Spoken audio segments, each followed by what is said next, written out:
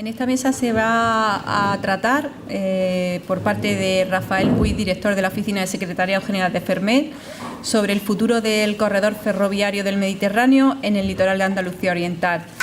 Ferrmed es una asociación multisectorial sin afán de lucro en la que participa, entre otras entidades, la Cámara de Comercio de Motril. Se constituye en Bruselas el 5 de agosto de 2004 por el sector privado al que pertenece, con el objetivo de mejorar el transporte de mercancías por ferrocarril, así como la competitividad industrial en Europa. Aparte, Ferrmed promueve la implementación de unos estándares técnicos comunes para el ferrocarril, llamados Ferrmed Standards, la mejora en las conexiones con los puertos y aeropuertos y sus respectivos interland y la consecución de los full Ferrmed. En concreto, esto se trata de ferrocarriles o vías rápidas para las mercancías, considerando solo la parte principal de la red central transeuropea de la Unión Europea y la concepción del gran eje ferroviario de mercancías Escandinavia, Rin, Ródano, Mediterráneo Occidental. Vale, muchas gracias, Adriana. Darle, por supuesto, las gracias a don Rafael Puig, que es el director de la Oficina de Secretariado General de Ferrmed, que acaba de llegar de Barcelona, que es donde está la sede de Ferrmed, y órgano con el que estamos asociados la mayoría de las cámaras, autoridades portuarias y un montón de más sectores relacionados con el corredor mediterráneo. Hemos participado ya en muchos foros de apoyo a dicho corredor, tanto en Almería como en Málaga, como en Granada, como en la propia Autoridad Portuaria de Motril. Siempre están prestos tanto su secretario general, que por motivos de salud no puede venir, Joan Amorós, de su esposa, a la cual le deseamos una pronta recuperación, como en este caso Rafael Puig. Solo le vamos a pedir un poco de brevedad para que vaya a la parte final de la ponencia, que es la más interesante para el futuro, porque como hemos ido un poco con retraso, pues te pedimos ese pequeño favor, aparte de volverte a dar las gracias por haber venido expresamente de Barcelona a este foro. Adelante, Rafael Puig. Muy bien, pues muchas gracias por invitarnos. Solo un pequeño matiz, la sede de Ferrmed no está en Barcelona, está en Bruselas, pero sí hay una oficina también del Secretariado General en Barcelona, ¿no? Bueno, pues yo viniendo hacia aquí ya he podido experimentar las consecuencias de la política de falta de inversiones en lo que concierne a la A7. O sea que en poco tiempo ya me he dado cuenta de dónde venía, ¿no? A mí me ha tocado la parte del ferrocarril y me gustaría que esta presentación, que voy efectivamente a intentar abreviar en lo posible, pues suscitara un poco la reflexión que creo que se necesita, ¿no? Nosotros, ¿en qué entorno nos encontramos, no? Pues estamos, obviamente, en la Unión Europea, que está dirigiéndose hacia una nueva dimensión socioeconómica pilotada por tres grandes vectores de progreso. El vector norte-sur, que llamamos el vector Ferrmed, que es por donde pasa el gran eje Ferrmed, ¿verdad?, que va desde San Petersburgo a Casablanca, y la parte meridional del cual precisamente es lo que se conoce como el corredor mediterráneo, ¿no? Ese sería un vector norte-sur. Y luego hay dos vectores este-oeste, el vector euroasiático, que viene, digamos, desde el Reino Unido, pasando por los países, digamos, Holanda, del Benelux, Alemania, y hacia el este, hacia la China, si me apuras. Y el tercer vector es el vector mediterráneo. Precisamente los puntos donde se cruzan el vector norte-sur con los vectores de progreso horizontales son los puntos de mayor potencial en cuanto a desarrollo socioeconómico. Precisamente, pues donde nos encontramos hoy está en una de estas intersecciones, ¿no? El Mediterráneo, hoy, aunque son datos consolidados del 2009, las proporciones se mantienen, las cifras son bastante parecidas. Es hoy el tráfico más importante del mundo a nivel de comercio, ¿verdad?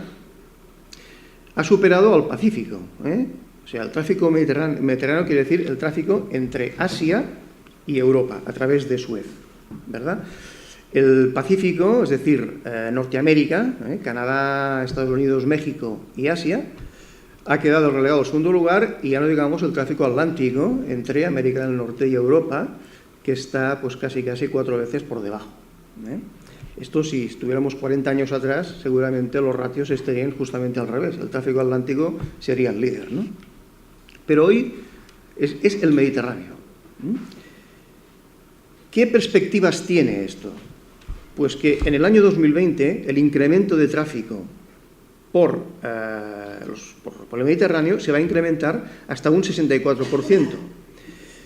Si a esto sumamos que las cuotas de los puertos mediterráneos, que hoy están en el 23% respecto a los del Mar del Norte, es decir, de cada 100 toneladas que vienen de Asia, pues resulta que 77 se descargan en los puertos del norte, puertos de Hamburgo, en Rotterdam o en Amberes, y solamente 23 en los puertos mediterráneos. Esto es una paradoja ilógica, que no se entiende si no sabemos que detrás es porque no hay infraestructuras. Eso es lo que pasa. Pero este aumento del flujo del Mediterráneo va a tener que desplazar cuota a favor de los puertos mediterráneos hasta un 35%. Esto, evidentemente, si no tenemos las infraestructuras, va a ser imposible. Esto, además, ¿qué impacto va a tener? El incremento del tráfico y el cambio de cuota del 23 al 35% en los puertos mediterráneos. Pues que el tráfico portuario en estos puertos mediterráneos se va a más que doblar. Se va a más que doblar, con todas las consecuencias que ello conlleva. Todo esto en un escenario, además, de que la Comisión Europea aprobó en marzo del 2011 el libro blanco del transporte, que se trata básicamente de reducir el efecto de los gases de efecto invernadero en un 60% en el año 2050. Y esto, además, tiene unos subobjetivos realmente ambiciosos para conseguirlo. O sea, por ejemplo, la eliminación de vehículos a motor en las ciudades en 2050, lo cual no deja de ser espectacular, ¿no? Y el trasvase de la mitad del transporte que hoy se hace por carretera hacia otros modos, como son el ferrocarril o el transporte marítimo y fluvial. Y para esto, evidentemente, hay que promover la intermodalidad, si no, no hay manera de hacerlo, ¿no? Y evidentemente las inversiones tienen que tener como criterio la mejora de productividad. Es decir, hay que ser capaz de transportar 1 tonelada o más toneladas con el mismo medio, en el mismo tiempo, y acortar los plazos. Bueno, aquí me lo voy a saltar porque ya he dicho un poco lo que es el corredor mediterráneo. Solo decir que en la parte ibérica, en la parte meridional del gran eje, el corredor mediterráneo representa el 43% de la población y del Producto Interior Bruto. Casi el 50% de la producción agrícola, el 55% de la producción industrial, 60% de exportaciones, 60% el tráfico terrestre de mercancías, 65% el tráfico marítimo. Y en cuanto al turismo, considerando las Islas Baleares también, prácticamente el 70%. O sea que son cifras realmente espectaculares y que denotan que hay una oportunidad inmejorable para convertir, a ver si es verdad, que España se convierta en una gran plataforma logística en el sur de Europa. Esto lo refuerza además la necesidad de consolidar este corredor. Si nos fijamos en los flujos logísticos en Francia, que es nuestro país vecino que nos interconecta con el corazón de Europa, veremos que los principales flujos, si partimos de Lyon, que es este enclavamiento de donde sale hacia París, Le Havre y Inglaterra, hacia el corazón de Europa, el tráfico transalpino y el tráfico transpirenaico, que es el que enlaza con el corredor mediterráneo. O sea, en Francia los principales flujos logísticos, es decir, los materiales, los contenedores, se mueven en estos 4 vectores, digámoslo así, ¿no? Uno de ellos es el que enlaza con el corredor mediterráneo. Razón de más para conectarnos como es debido, ¿no? Además, el corredor mediterráneo resulta que es el camino logísticamente más óptimo, porque es el más corto que nos va a conectar con el corazón de Europa, Europa Central y Europa del Este. Si comparamos las rutas desde Algeciras para ir, por ejemplo, a Frankfurt, o al corazón de Europa, pasando por Sevilla, Madrid, Valladolid, Irún. Si lo comparamos, repito, con la ruta que iría, digamos, bordeando el litoral de la costa mediterránea, pues resulta que hay 475 kilómetros menos por la costa que por la ruta alternativa, digamos, de Irún, ¿no? Central y de Irún. Si nosotros tenemos en cuenta que para transportar una tonelada durante 1 kilómetro cuesta 0,042 euros, pues un tren de 1.000 toneladas netas de carga se ahorraría 20.000 euros pasando por la costa respecto a la opción de hasta Madrid y luego por Irún. Con lo cual, desde el punto de vista empresarial, de la competitividad empresarial, no deja de ser un dato absolutamente relevante, ¿no? Bien, ¿de dónde venimos? Ferrmed presentó ya hace 4 años un gran estudio de oferta-demanda técnico y socioeconómico de todo el gran eje. ¿Qué se hizo en este estudio? Pues determinar los tráficos en las líneas ferroviarias de todo el área de influencia del gran eje Ferrmed a partir de la demanda prevista y la oferta existente. ¿La demanda prevista qué es? Pues la previsión de nuevos flujos, como decía antes, el Mediterráneo, en el 2020 un 64% de más. Estas son las demandas. ¿Y la oferta prevista qué es? Pues la oferta prevista es la inversión que dan los gobiernos. Es decir, yo tengo previsto invertir aquí, aquí y aquí. Esto sería la oferta. Con lo cual, se casaron las dos variables y se calcularon las saturaciones que habría en cada una de estas líneas estudiadas a corto, medio y largo plazo. En el mes de... el año 2011, no recuerdo exactamente el mes, pero el Ministerio de Fomento presentó un primer informe sobre las prioridades en inversiones y en particular en la parte sur del corredor mediterráneo, que no satisfacían en modo alguno pues, las expectativas de Ferrmed, en el fondo de los miembros de Ferrmed, que son su fuerza, ¿no? Que son las empresas, entre ellos la mayoría de puertos que tiene detrás, ¿no? Debido a esto, precisamente, hace un año, desde Ferrmed hicimos un estudio específico para la parte sur del corredor mediterráneo, complementando el informe del Ministerio e indicando las líneas que, a nuestro juicio, había que tener en cuenta e incluirlas en los planes de inversiones del Gobierno. Entonces, concretamente, ahora veo la fecha, 16 de marzo del 2011, a la propuesta del Ministerio de Fomento, concretamente, Ferrmed solicita también la alta velocidad entre Tarragona y Castellón, reponer el tramo entre Alicante o Monforte del Cid y Murcia, y en la parte de Andalucía oriental, reponer, o digamos, rehacer la línea que sigue el valle de la Almanzora entre Almendricos y Guadix y, obviamente, el tramo por la costa. O sea, el corredor hay que cerrarlo por la costa desde Almería hasta Algeciras. Y había también un punto que habían obviado la incorporación de Málaga como un nodo en la red transeuropea. Bueno, esto...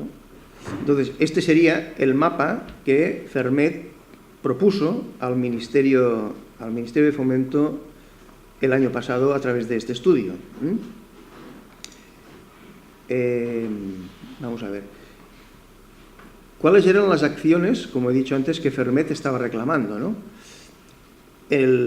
A nivel de corto plazo, habían, digamos, la incorporación del tercer carril para tener ancho internacional hasta Cartagena, desde la frontera hasta Cartagena, la vía doble, como he dicho antes, entre Tarragona y Vandellós, y sobre todo las conexiones con los puertos, con los puertos y las terminales, ¿no? Adaptando los nodos logísticos a trenes de longitud de 750 metros, que es el compromiso adquirido a nivel europeo para los trenes de mercancías. Ferrmed pide 1.500 metros en sus estándares, pero en una primera fase los estados han aceptado 750 metros. El problema viene en el medio y el largo plazo. O sea, en este corto plazo el Ministerio está básicamente de acuerdo en todo lo que le hemos propuesto. Las diferencias vienen en el medio y el largo plazo. porque ni hay prioridades, ni hay plazos, ni hay asignaciones, ni hay absolutamente ningún tipo de planificación. Esto es lo que Ferrmed ha propuesto al Ministerio.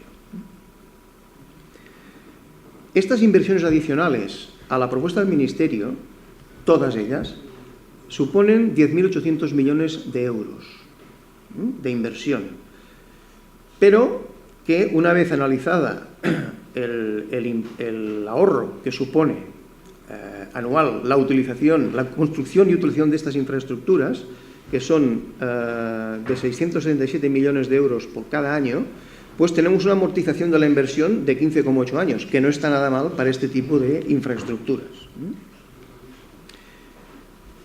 Esto es un poco un esquema, digamos, de las nuevas actuaciones que reclama Ferrmed. Es decir, la línea entre Almendricos y Granada, por Guadix, siguiendo el Valle de la Almanzora, y la línea por la costa, desde Almería hasta Algeciras. Bien, aquí es un poco el cuadro resumen de dónde salen los 667 millones. Esto se ha calculado considerando que no se construye el ramal costero y habría que pasar por el interior. Esto supone un costo de oportunidad, digámoslo así, de una horquilla entre 530 y 567 millones. El tema del sobrecoste de los gases de efecto invernadero, de la contaminación, y el tema del consumo energético. Total, una horquilla de 670 a 667 millones, que esto evidentemente está todo absolutamente desglosado en el informe que hicimos, repito, en junio del año pasado. Los trazados que se estudiaron, evidentemente, se han hecho teniendo en cuenta los estándares Ferrmed, doble vía, con 22,5-25 toneladas por eje, para preservar lo que decía antes de la productividad. Si somos capaces de transportar más toneladas en la misma unidad de tiempo, pues vamos a ser evidentemente más productivos, con lo cual hay que construir las infraestructuras con este criterio. El ancho de vía, obviamente, UIC, o sea, internacional, y también a la hora de hacer las infraestructuras tener siempre en cuenta las pendientes, ¿no? Porque los trenes de mercancías no pueden soportar durante demasiadas distancias pendientes superiores al 12 por 1000. En algunos tramos se aceptarían pendientes del 15 por 1000, pero limitadas a 1 kilómetro como mucho de longitud. Porque si no, hay que poner más locomotoras, con lo cual esto va en contra de la eficiencia o la rentabilidad o la competitividad de las empresas, porque va a ser más caro. Aquí una simple comparación de diferencias de distancias, ¿no? Entre pasar por el interior o pasar por la costa. Aquí tienes prácticamente pues casi 160 kilómetros, que esto económicamente son 5 o 6 mil euros, este trocito de nada. Bueno, aquí voy a ir más rápido. Las características de los trazados. Estos son los trazados que se han estudiado en este informe que, repito, se realizó el año pasado, en el mes de junio. Simplemente para comparar un tramo entre Marbella y Málaga, que hay esta densidad de viaductos y túneles, los azules, no sé si son los túneles, y los naranjas los viaductos que habría que construir, y la parte de Málaga hasta Motril, que tiene más densidad porque orográficamente pues es más complicada, por lo tanto el coste por kilómetro es algo más alto. La población de las provincias afectadas por los trazados que propone Ferrmed se acerca a los 11 millones de habitantes.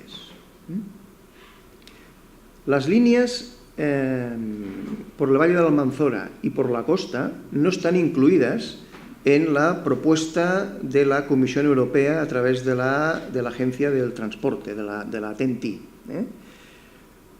a pesar de presentar, como dice aquí, un potencial para canalizar movimientos de personas y mercancías. ¿Por qué? Porque están cerca de los principales polos de actividad agrícola e industrial del sur de la península,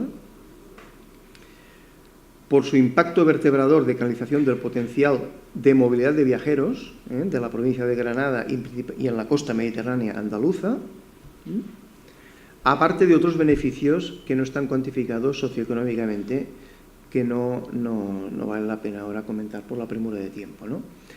El futuro. Cuando Ángel me propuso el título, el futuro del corredor mediterráneo, pues hombre, el futuro de hecho ya está escrito, ¿no? Por lo menos por la parte que nos toca a Fermet, se escribió el año pasado en forma de este informe del mes de junio. Por lo tanto, el futuro ahora hay que dibujarlo en forma de ejecución de este proyecto que se ha diseñado, digámoslo así, y esto corresponde a las diferentes administraciones, ¿no? Es decir, el proyecto ha pasado la fase de diseño, se ha calculado, se ha digamos, contabilizado económicamente, se ha presupuestado y falta la ejecución y los plazos. Los plazos se han propuesto también, pero falta la fase de ejecución, que es lo que tiene que hacer el Ministerio de Fomento y las instituciones pues, autonómicas y locales cuando pertoque, ¿no? En el plan de inversiones de transporte y vivienda del Ministerio, actualmente, ya se ha corregido y ha incorporado las líneas que Fermet propone. Las ha incorporado y aparecen en los mapas, pero no tienen dotación presupuestaria a fecha de hoy. Por lo tanto, hay que insistir a que estas líneas se planifiquen convenientemente, con plazos y con dotación en los presupuestos pertinentes, ¿no? Aparte también, en la Comisión Europea y en el Parlamento Europeo hay que seguir insistiendo para que se pongan en la propuesta de red central transeuropea, así como incluir al nodo de Málaga. Entonces, Fermet, el diciembre del año pasado, se reunió con el Ministerio de Fomento, con el secretario de Estado, no estaba la ministra, el secretario de Estado, Rafael Cazalapolo, y 12 personas para plantearle lo que nosotros considerábamos que había que corregir convenientemente en el sector sur del corredor mediterráneo. De hecho, han incorporado en los mapas estas líneas, pero no han cerrado el tema, por lo cual ahora vamos a pedir, tal como se quedó en su momento, a cabo de 6 u 8 meses, una nueva reunión que esperamos realizar en el mes de septiembre u octubre. ¿Con qué premisas? Hemos dicho antes que en el corto plazo hay acuerdo, perfecto, ancho internacional, conexiones con los puertos y trenes de 750 metros. Hay que acordar el medio y largo plazo. Nosotros tenemos la propuesta hecha, tenemos el presupuesto hecho y los plazos también hechos. Se trata de que el Ministerio asuma esta propuesta, que es la propuesta que entendemos que interesa no solamente a Andalucía Oriental, sino a todo el Estado en general, como decía antes, para convertirlo realmente en una plataforma logística, aprovechando la emergencia del Mediterráneo, como he explicado también anteriormente, ¿no? Hay que dar pasos, por ejemplo, en la nueva línea entre Murcia y Almería y asegurar el tema de las rampas, que es importantísimo para que la eficiencia de los trenes de mercancías pues, se dé, ¿no? Entonces, la región de Murcia y la costa mediterránea andaluza ocupan un lugar absolutamente estratégico. Por las aguas mediterráneas, como he dicho antes, pasa el tráfico intercontinental de mercancías más importante del mundo. Esto está pasando hoy. Si no somos capaces de dotarnos de las infraestructuras necesarias para absorber, no todo, pero una buena parte de este tráfico, pues habremos perdido otra vez el tren, y valga la redundancia, por lo que a mí pertoca, ¿no? Por lo tanto, a quien corresponda, que es evidentemente a los políticos, actúen con altura de miras, con perspectiva, planifiquen a medio y largo plazo, inviertan donde hay asegurada una rentabilidad o un retorno de la inversión, identifiquen las oportunidades y si no son capaces de identificarlas, por lo menos escuchen a los que sí son capaces de identificarlas. En fin, yo no quiero alargarme más porque creo que es agotado mi tiempo, pero evidentemente tenemos una oportunidad aquí, no perdamos otra vez la ocasión de construir el futuro que tanto necesitamos. Muchas gracias.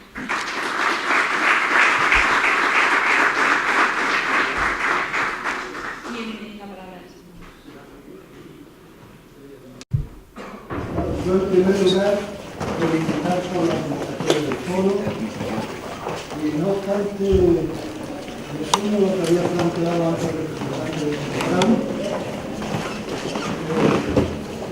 Me refiero al aspecto de la ciudadanía. Me pregunto si Si este foro es solo de empresarios, porque una cosa que he echado de menos es la participación de representantes de la ciudadanía, precisamente.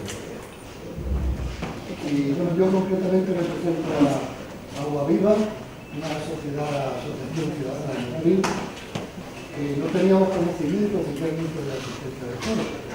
Aquí hay algunos socios que se han enterado un poquito particular cada uno, y ya ha venido de esa circunstancia. Digo que la participación de la ciudadanía es importante porque estamos hablando de infraestructura, pero imagino que hablamos de infraestructura al servicio de una sociedad sostenible del futuro. Y entonces, si hablamos de una sociedad sostenible, tenemos que hablar de creación real de puestos de trabajo para los ciudadanos, de las posibles externalidades que los ciudadanos tengan que estar soportando. Y por eso digo que si es un foro de empresarios solamente, y se van a ver solamente los intereses de los empresarios, o de grandes empresarios. Porque en Madrid, como bien ha dicho el representante de Motrán, hay muchos pequeños agricultores. Y es necesario, a mí el foro, la idea, no la critico.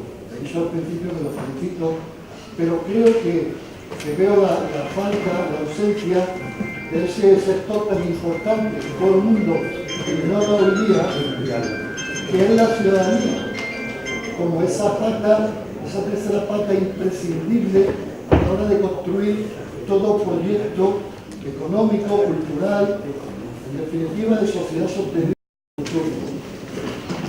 Porque si solamente estamos mirando los intereses de los grandes empresarios, pues claro, entonces vamos a construir una infraestructura para ello. Empresarios, algunos, por ejemplo, que con respecto al pequeño agricultor multileño, que es la base de la economía multileña, pues han aplicado un 20% sobre los ingresos brutos de los agricultores, que me parece que ha sido producto de una concentración. Entonces, esos grandes empresarios, que se reúne la infraestructura que se llama de canalización, si al final vamos a seguir con el proceso de que el pequeño agricultor está abandonando las tierras, está vendiendo las tierras, se está produciendo grandes acumulaciones ahora mismo de posibilidad de tierra en Madrid, algunos de estos grandes empresarios, como el referido antes, y por lo tanto yo pienso que es importante que nosotros debemos ir, ofrecemos nuestro apoyo total a este foro, pero desde luego bajo la perspectiva de que se tenga también en él para reuniones futuras la representación ciudadana. Bueno, yo creo que no me corresponde exactamente a mí contestar, ¿no? Lo que sí puedo decirle, un poco enlazando con parte de su argumentación, es que evidentemente la ciudadanía también está representada con los empresarios, ¿no? Yo creo que las empresas, en el fondo, es un actor más de la sociedad civil, importantísimo, porque es justamente a través de las empresas que se genera el valor añadido necesario para que la gente viva mejor, que es de lo que se trata en el fondo, ¿no? La gente lo que quiere es vivir mejor, ¿no? Tener más calidad de vida. Entonces, para vivir mejor, los países tienen que ser capaces de generar riqueza. Y la riqueza, a mí hace muchos años me enseñaron que solo se hace generando valor añadido. Y la única manera, por lo menos la que yo conozco, de generar valor añadido es a través de las empresas. Yo no conozco ninguna otra, ¿no? Pero evidentemente, estoy de acuerdo, incluso los sectores, el sector primario, los agricultores, ¿no? Los pequeños agricultores, evidentemente tienen que ser unos actores más que se beneficien de las infraestructuras que son absolutamente imprescindibles. Evidentemente, ¿no? Por supuesto, ¿no? Yo contesto esto por la parte que me toca, ¿no? Lo otro de la convocatoria del foro creo que no me corresponde a mí, ¿no? No sé si le he contestado en parte, pero... Totalmente de acuerdo con Con respecto a la convocatoria como Cámara, lo que sí le tengo que decir que la convocatoria inicial para organizar este foro se ha contado con todas las asociaciones, tanto empresariales como vecinales, que existieron en el momento en que se crea la plataforma del 27J. Entonces, tanto desde AECOS como desde la Cámara se ha convocado a todos los contactos que teníamos desde ese momento, de hecho, y se le ha convocado para una reunión previa a la creación de este foro, y de hecho está con nosotros la presidenta de la Asociación de Vecinos de Playa Granada y todas las asociaciones que en un principio han mostrado su interés en participar en este foro. Es decir, han sido invitados, y pedirle disculpas por si su asociación no se ha sentido representada. Intentaremos que no vuelva a ocurrir, pero estamos totalmente desde la Cámara de Comercio y Producil de acuerdo también con usted. ¿Sí tiene la palabra Carmen?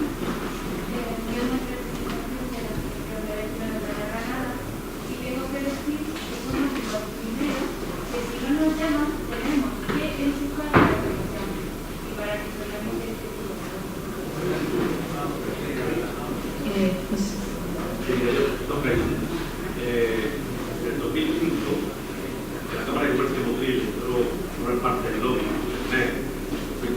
la Cámara es la que hablaba y discutía sobre el Producil. El tema es lo siguiente: se aprobó desde el anterior gobierno, por parte de la ministra, en aquellos momentos, que la oferta de estudio que teníamos a través del proyecto Fernet era el trazado interior, es decir, por interior, conectado por la costa, por las antenas, ¿no? Es decir, vamos a ver, porque era un proyecto de mayor viabilidad económica teníamos en aquellos momentos. Entonces, la pregunta por lo siguiente: al ofertarle una demanda de dos proyecciones diferenciales, como el de la costa y el del interior, no condiciona totalmente el interés que pueda tener el aprobar los fondos europeos, la inversión de menor costo. Eso por un lado. Y por otro lado, el tema es qué papel juega, porque hay una discusión con respecto a los tratados, el interior, en lo que es Barcelona, Madrid, Argentina, vamos a ver. Es decir, ¿cómo está planteado en este momento por parte de...? ¿Se refiere a la última inclusión de esta línea, lo que es el corredor mediterráneo? Bueno, contestando, bueno, ambas preguntas tienen un nexo de conexión. La Comisión Europea, en el fondo, o la Unión Europea, es la unión de los Estados. ¿Qué quiere decir esto? Pues que cada Estado miembro hace su propia propuesta de prioridad de inversiones. ¿De acuerdo? Entonces, en su momento ya, en el año 2003, pues cuando estaba, creo, la Loyola de Palacio, que era la comisaria de transporte en aquel momento, España había apostado por dos corredores, que era el corredor atlántico, que pasa viene, digamos, desde Lisboa a Valladolid con enlace en Madrid, Irún, ¿verdad? Y el corredor central, ¿no? Nosotros, entonces, precisamente a raíz de esto, se constituyó la asociación en Bruselas en agosto del 2004, es decir, hace 9 años, de Fermet, porque se entendía desde la sociedad civil que no se podía dejar de banda sin ir contra ningún otro eje, remarco, sin ir contra ningún otro eje, pero no se puede dejar de banda un eje que, por donde transcurre, no solamente, como he mencionado antes, el corredor mediterráneo ibérico, sino todo el eje Fermet. Allí tenemos el 54% de la población europea en área de influencia y el 66% del PIB, con lo cual son unas cifras absolutamente definitivas, ¿no? Por lo tanto, repito, o sea, las inversiones que se han aprobado por la Comisión Europea son las que han determinado en su momento, en cada momento, los Estados miembros, ¿no? Afortunadamente, al final se ha cerrado el corredor por la costa, que es lo que ha venido defendiendo Fermet, ¿no? Porque una cosa es evidente, las mercancías a nivel mundial se mueven por barco, ¿no? Y los barcos, que yo sepa, últimamente aparcan en los puertos, y los puertos están en la costa. Y además es el camino, repito, más corto para llegar al corazón de Europa, ¿no? La segunda pregunta, pues esto habría que preguntárselo al ministro o a la ministra de turno, ¿no? O sea, Por la razón que sea, pues han hecho este ramal entre Tarragona hacia Zaragoza, Madrid, Algeciras, y lo han llamado también pues corredor mediterráneo. Yo no tengo nada que decir ahí, ¿no? Mientras se construya el ramal de la costa, que es el que es productivamente más eficiente, ¿no?